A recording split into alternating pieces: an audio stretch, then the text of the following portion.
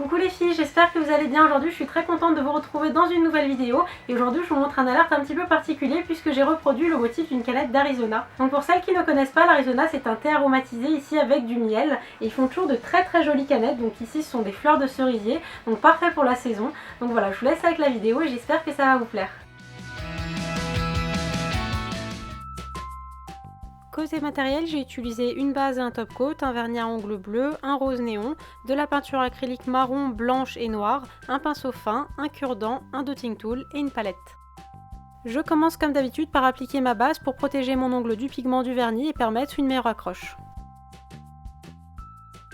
J'applique ensuite le vernis bleu Céladon de chez Yves Saint Laurent que je trouve très joli pour le printemps, mais vous pouvez appliquer un autre vernis mine sans problème. Je l'applique ici en 2 couches et je vais laisser sécher 5 à 10 minutes.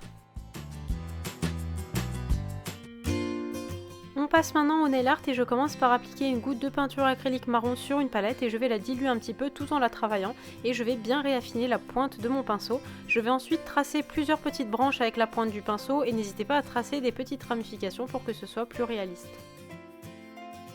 Je prends ensuite un vernis rose néon et je vais réaliser des fleurs avec mon dotting tool, donc je commence par réaliser 3 pois et il ne faut pas que l'angle qu'il forme soit trop plat comme ici, au contraire il ne faut pas qu'il forme un angle trop pointu, sinon vous n'aurez pas la place de caser 3 pois.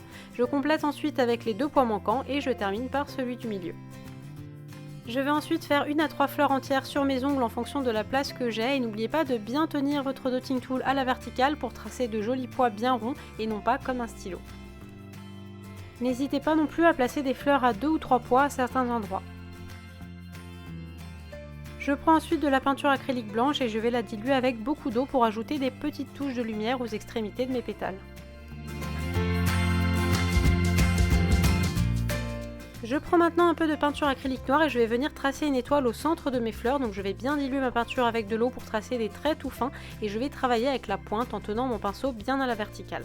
Sinon vous êtes très nombreuses à me demander pourquoi je travaille à la peinture plutôt qu'au vernis dans certaines de mes vidéos. Donc en fait la peinture se travaille plus facilement et ne devient pas pâteuse, donc on peut la travailler plus longtemps. On peut aussi faire des tracés qui vont être plus fins et jouer sur les opacités. Et en plus si on rate, on peut retirer la peinture avec un petit peu d'eau contrairement au vernis où il faut tout recommencer. Après si vous n'avez pas de peinture, vous pouvez tout à fait reproduire mes nail art avec du vernis classique, mais c'est vrai que pour certains motifs je préfère les travailler avec de la peinture.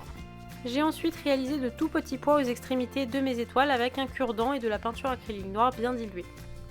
Pour être plus proche du motif Arizona, j'ai ensuite ajouté quelques ramifications avec des pois.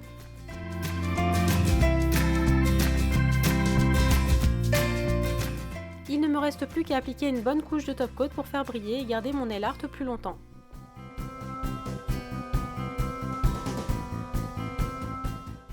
Et voilà les filles, ce tuto est maintenant terminé, j'espère qu'il vous aura plu. N'hésitez pas à liker la vidéo si vous l'avez aimé et n'hésitez pas non plus à vous abonner à ma chaîne si vous voulez voir d'autres vidéos. N'hésitez pas non plus à continuer à partager vos recréations de mes nail art avec le hashtag YokoNailArt. Vous avez été très nombreuses à refaire mes décos de Pâques et ça m'a fait très plaisir. Je vous le dis très souvent mais je vous remercie beaucoup pour tous les commentaires que vous laissez sous mes vidéos, ça me fait très plaisir et ça me donne envie de vous faire encore plein de vidéos. Moi je vous retrouve mercredi prochain pour un nouveau tuto, d'ici là prenez soin de vous et je vous embrasse très fort.